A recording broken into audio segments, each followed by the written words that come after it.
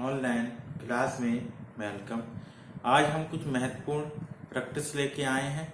ठीक है, कुछ हीट के सवाल थे। ठीक है, कुछ और भी टॉपिक से सवाल है।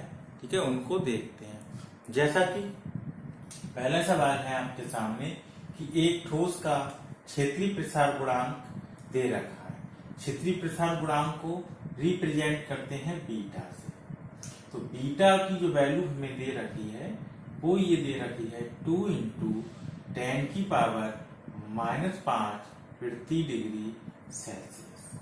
ठीक, कह रहे इस ठोस का रेखीय प्रसार बताइए। रेखीय प्रसार को जो हम रिप्रेजेंट करते हैं, रेखीय प्रसार को रिप्रेजेंट करते हैं हम एल्फा से। तो एल्फा हमें क्या करना है, निकालना है। यानी क्षेत्रीय प्रसार गुणांक बीटा और रेखीय प्रसार गुणांक एल्फा। तो आपने एक रेशियो को पढ़ा होगा, alpha ratio beta ratio gamma, यानी एल्फा अनुपात बीटा अनुपात गामा। इनका जो अनुपात होता है 1 संबंधित 2, 2 संबंधित 3, यानी 1:2:3। अब यहां पर देखना ये है कि जो हमें मालूम दिया किसमें है, बीटा में। ज्ञात क्या करवा रहे हैं, एल्फा। तो जो हमें ज्ञात करना होता है और जो दिया होता है उनके बीच रिलेशन देखेंगे।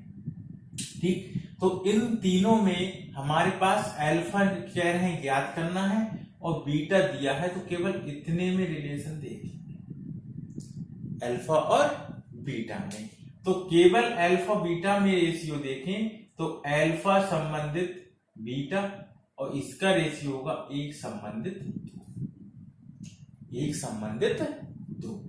अब देखिए इसको हम भिन्न के रूप में बदल दें तो अल्फा बटे क्या लिख सकते हैं, बीटा लिख सकते हैं। यदि हम इसको भिन्न के रूप में बदलें, फ्रैक्शन में करें तो लिखेंगे अल्फा अपॉन बीटा, तो इसको लिख सकते हैं 1/2।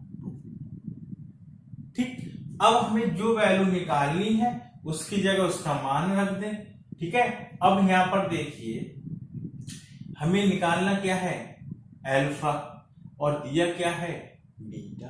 यदि इनकी क्रॉस मल्टीप्लाई हम करेंगे, यानी इस 2 की मल्टीप्लाई अल्फा के साथ और इस बीटा की मल्टीप्लाई 1 के साथ, तो क्या निकल के आएगा, alpha to alpha equal to क्या आएगा, बीटा। तो अल्फा इक्वल टू हमें क्या मिल जाएगा, बीटा अपॉन 2। क्या मिल जाएगा, बीटा अपॉन 2। यदि ये सूत्र इसमें रख दें तो देखिए रखिए अल्फा बराबर बीटा अपॉन 2। अब देखो बीटा का मान कितना दिया है, 2 × 10⁻⁻5 ये तो दिया है, और अपॉन देखिए कितना है, 2 से 2 क्या होंगे, कैंसिल।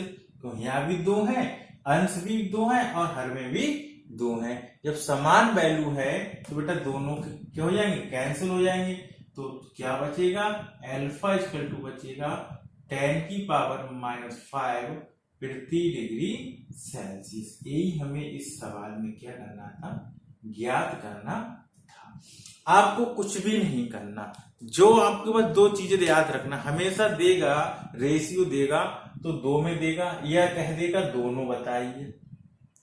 ठीक है, माने इसी सवाल में ये कह देता कि एक ठोस का क्षेत्रीय प्रसार गुणांक 2 × 10⁻⁻5 प्रति डिग्री सेल्सियस है, तो इस ठोस का रेखीय प्रसार गुणांक वो आयतन प्रसार गुणांक दोनों बताइए। क्या बताइए, दोनों बताइए। तो हम पहले इन 2 में 2 रिलेशन निकालेंगे, फिर उन दोनों में रिलेशन निकालेंगे। ठीक है, अब यहां पर केवल 2 की बात कर रहा था। यदि यहां पर हमारी बीटा की जगह अल्फा दे देता, सपोज करो क्या दे देता, अल्फा दे देता, तो यहां पर हम बीटा, ठीक है, बीटा और अल्फा हम निकाल दें, यहां से बीटा का मान ज्ञात करते। कहने का अर्थ हमारा ये है कि वो हमेशा 2 ही वैल्यू देगा। ठीक है, उनमें से एक की निकलवाएगा। ठीक है, या एक की देगा तो 2 की ज्ञात करवाएगा, तो दूसरे की दोनों में 2 संबंध निकाल कर तीसरे की भी हम ज्ञात कर लेंगे। आई बात समझ में आप लोगों के? ठीक है, इसको नोट कर लीजिए, फिर हम अभी आगे और बताते हैं।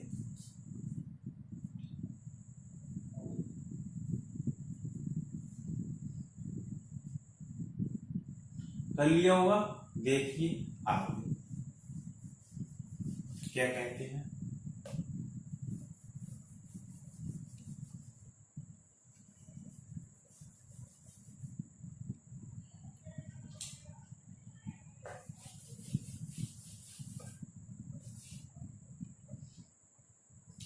अब इसी में कह रहे हैं इसका हम मान बदल दें। इसमें वो ये कह दे कि हमें क्षेत्रीय प्रसार गुणांक दिया है 3 गुणा 10 की पावर -5 प्रति डिग्री सेल्सियस। तो रेखीय प्रसार गुणांक तथा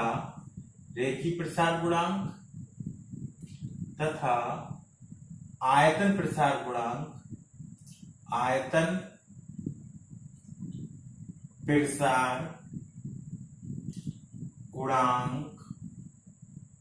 ज्ञात कीजिए। कुछ नहीं करना, रेशियो निकाल लो, अल्फा अनुपात बीटा अनुपात गामा 1:2:3।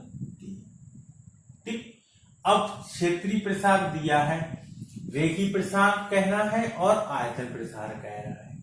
ठीक, तो आयतन प्रसार गुणांक को करते हैं गामा से। ठीक है, यानी क्षेत्रीय प्रसार को किससे करेंगे? क्षेत्रीय प्रसार को करेंगे बीटा से।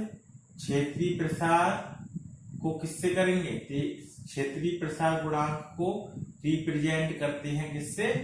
बीटा से। रेखीय प्रसार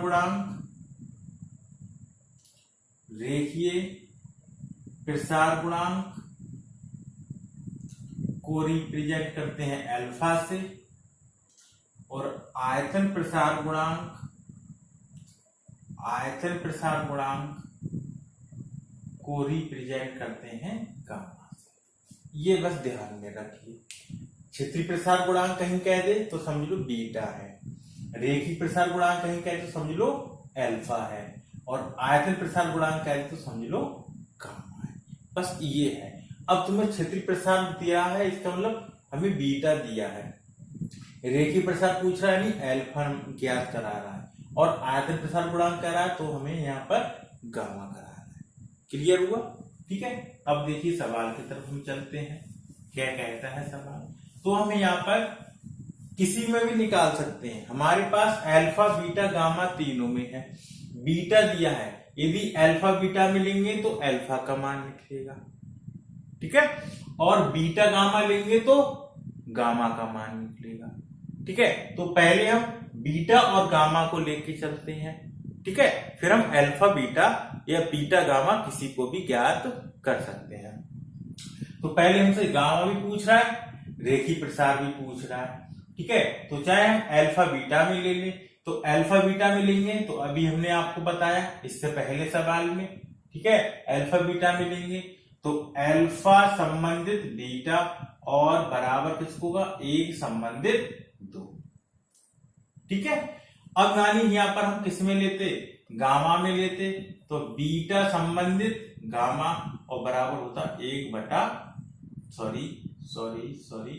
2:3। कितना होता? 2:3। इसको हम मिटा दे रहे हैं। बात समझ में आ गई होगी। अल्फा अनुपात कितना होगा? 1:2। बीटा अनुपात कितना होगा? बीटा अनुपात गामा कितना होगा? 2:3। इसको लिख सकते हैं अल्फा बटे बीटा, तो इसको लिख सकते हैं 1/2। इसको लिख सकते हैं बीटा बटे गामा, इसको लिख सकते हैं 2/3। इसमें रिलेशन निकालेंगे तो इसकी मल्टीप्लाई अल्फा के साथ करेंगे, बीटा के साथ इसके साथ करेंगे, तो बीटा इक्वल टू कितना होगा? बीटा से पहले हम तिरछी कर दे रहे हैं, तो यहां पर आएगा कितना? 2α इक्वल टू कितना? बीटा। ठीक, अब बीटा यदि ज्ञात करवाएगा तो हम 2α लिख लेंगे।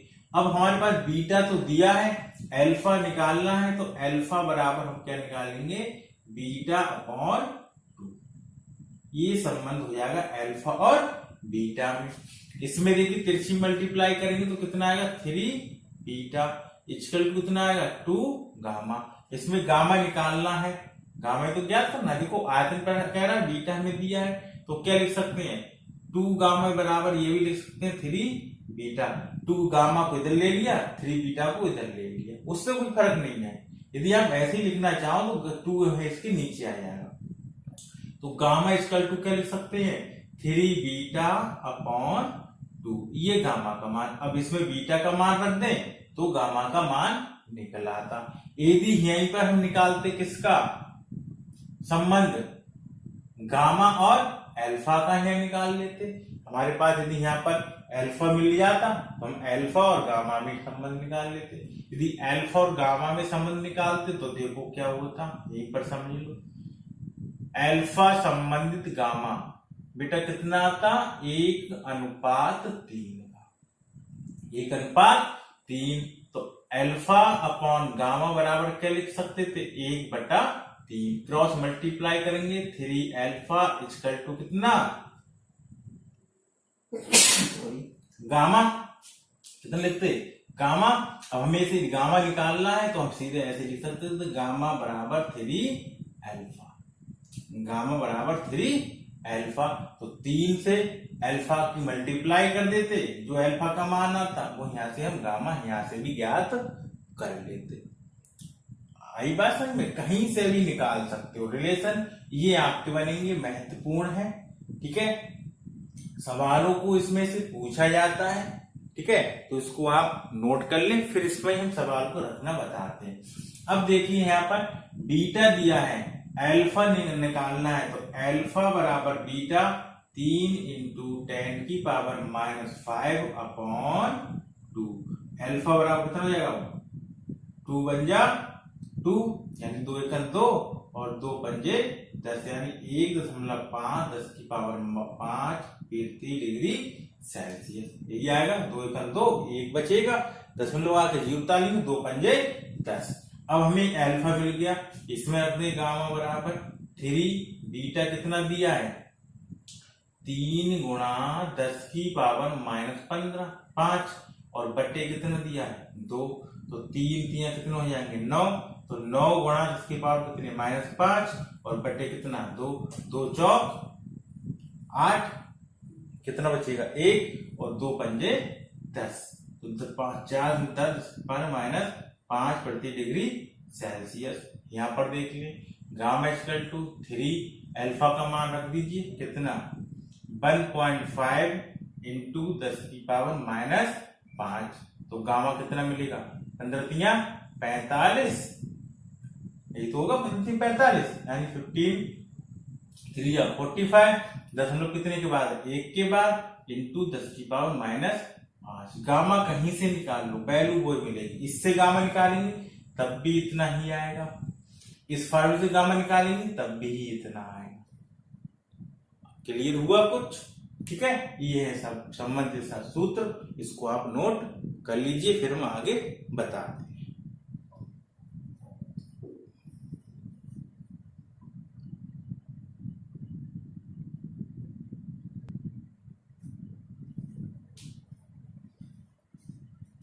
क्लियर नोट, देखिए उसी से संबंधित ही सवाल है, आप हमने दिया है यहाँ पर, समझ लो। यहाँ पर ये कह रहा है यदि किसी धातु का क्षेत्रीय प्रसार गुणांक बीटा है, क्षेत्रीय गुणांक कितना दे रखा है बीटा, कितना दे रखा है बीटा है, ठीक। तो कह रहा है उसका आयतन प्रसार गुणांक कितना होगा। संबंधित वही है आपका अल्फा अनुपात बीटा अनुपात गामा 1:2:3। तो किसमें संबंध पूछ रहा है बीटा और गामा में, किसमें बीटा और गामा में। तो बीटा संबंधित गामा किसके बराबर होगा 2:3 के, कितने के 2:3 के, निकाल लीजिए। तो इसको क्या लिखेंगे बीटा अपॉन गामा, और कितने लिखेंगे 2/3, क्रॉस मल्टीप्लाई, तो 3 बीटा इक्वल टू 2 गामा। अब गामा निकल रहा है, ठीक है, तो 2 गामा, इसको हम क्रम चेंज कर दे रहे हैं 3 बीटा, तो गामा इक्वल टू कितना होगा 3 बीटा अपॉन 2, 3 बीटा अपॉन 2, ये इसमें क्या था रिलेशन, किसी का भी दे रखा हो, सब इसी तरह से हम यहाँ पर निकालेंगे। ठीक है, ये तो रहा ऊष्मीय प्रसार का सवाल। अब कुछ कैलोरीमिति का सिद्धांत है। ठीक है, जैसे हमारे पास बर्फ है, बर्फ का टुकड़ा है, पानी में डाल दिया जाए तो बर्फ कितनी पिघलेगी। ठीक है, पिघल सकती है या नहीं पिघल सकती है। ठीक है, तो ये आप जानते हो कि एक तरफ यदि हम ठंडी वस्तु को ले, दूसरी वस्तु हमारे पास क्या हो, गर्म हो, तो हमेशा जो ताप का स्थानांतरण होगा, जो ताप का ट्रांसफर होगा, वो हमेशा कहां से होगा, उच्च ताप से निम्न ताप की ओर। किसकी तरफ होगा, उच्च ताप से निम्न ताप की ओर। ठीक है, कहने का मतलब ये है कि एक तरफ ठंडा पानी ले लिया जाए और दूसरा गर्म पानी ले लिया जाए, तो जो ताप का स्थानांतरण होगा, जो ट्रांसफर होगा, वो कहां से कहां तक जाएगा, वो गर्म से ठंडे की ओर जाएगा। कहां से जाएगा, गर्म से ठंडे की ओर जाएगा। ठीक है, तो हम यहाँ पर हम मान लें, इसको हम यहाँ रेज कर रहे हैं, उसको हम यहाँ पर समझाने का प्रयास करेंगे आपको, उससे संबंधित सवाल है। ठीक है, और सवालों को उसमें से मालूम किया जाता, पूछा जाता है। जैसे ये कोई पात्र ले लिया और एक पात्र हमारे पास ये है, इसमें हमने मान लिया गर्म कोई वस्तु रख दी और इसमें हमने मान लिया कोई ठंडी वस्तु रख दी। ठीक, इसके कोई मालिक्यूल्स जली मान लिया, इसमें भी हमने क्या मान लिया, जल मान लिया। इसका ताप हम मान लिया कितना है, T1 है, इसका ताप हम मान लिया कितना है, T2 है। ठीक है, सपोज करो इसको हम मान ले, इसका द्रव्यमान कितना है, M1 है, इसका द्रव्यमान कितना मान ले, M2 है। अब मैंने विशिष्ट ऊष्मा के बारे में बताया आपको, ठीक है, इससे पहले वाली क्लास में, कि विशिष्ट ऊष्मा क्या है। तो 1 डिग्री सेल्सियस इसका ताप जो बढ़ाने के लिए, ठीक है, जितनी ऊष्मा ये लेगा या देगा, ठीक है, वो इसकी क्या कहलाएगी, विशिष्ट ऊष्मा कहलाती है। ठीक है, तो मान ले इसकी विशिष्ट ऊष्मा कितनी है, C1 है, और इसकी विशिष्ट ऊष्मा मान ले कितनी है, C2 है। ठीक, अब मान ली किसी भी एक पात्र में हमने ले लिया, तो वस्तु का ट्रांसफर होगा, तीसरा पात्र हमने ले लिया, तो इसका मिश्रण का ताप क्या होगा, तो गर्म से इसमें आएगा और ठंडे में इसमें हमने मिला दिया। ये तब तक इन दोनों का आदान प्रदान होता रहेगा जब तक इसका ताप समान न हो जाए, यानी सम अवस्था में ताप। तो मान ले इस मिश्रण का ताप कितना है, T है। मिश्रण का ताप कितना है, T है। ठीक है, तो कैलोरीमिति का सिद्धांत ये कहता है, जो कैलोरीमिति का सिद्धांत है, कैलोरीमिति का सिद्धांत है, ठीक है, कैलोरीमिति का सिद्धांत है कि ली गई ऊष्मा बराबर होती है दी गई ऊष्मा। ली गई ऊष्मा बराबर होती है दी गई ऊष्मा के। अब लेगा कौन, ठंडा वाला, देगा कौन, गर्म वाला। ठीक है, अब देखो ली गई ऊष्मा कितनी होगी, ये होगी। ठीक है, तो ली गई ऊष्मा का जो मान होगा वो द्रव्यमान कितना है, M2।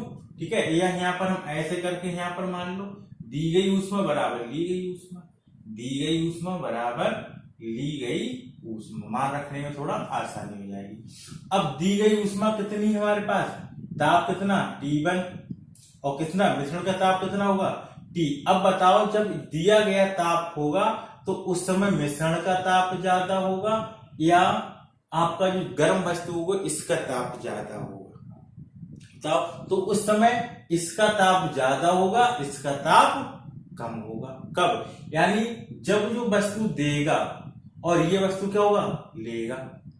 ठीक है, तो लेने वाले में क्या होगी, वृद्धि, और देने वाले में क्या होगी, कमी। ठीक है, लेने वाले में क्या होगी, कमी। तो ये इसको दे रहा है, तो उस समय जब ये लेगा तो उस समय इसकी क्या होगी, कमी। लेकिन जब ये इसको देगा, ये तो ठंडी वाली मिश्रण करेंगे, ठीक है, तो इसका ताप हम कितना मानेंगे, कितना है, T2 है, तो उस समय T2 माइनस क्या हो जाएगा, T माइनस T2। उस समय इसका मान ज्यादा होगा, इसका मान कम होगा। कब, साम्य अवस्था में।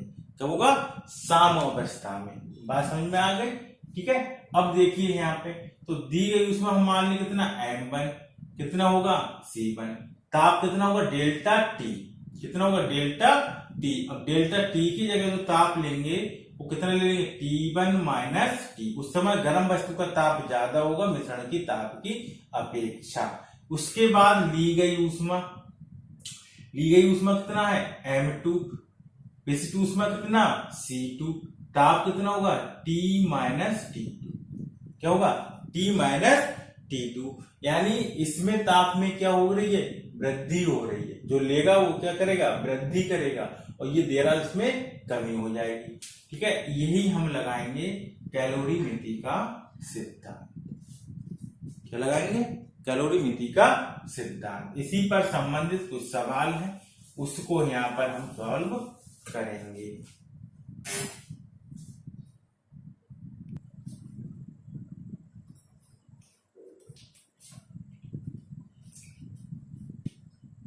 देखिए कैलोरीमिति के सिद्धांत पर सवाल को कह रहा है 80 डिग्री सेल्सियस ताप के 60 ग्राम पानी को 100 ग्राम ठंडे पानी में मिलाने पर मिश्रण का ताप 40 डिग्री सेल्सियस हो जाता है।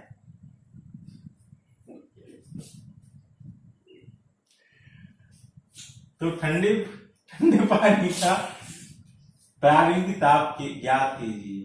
ठीक है, तो क्या होगा सवाल m1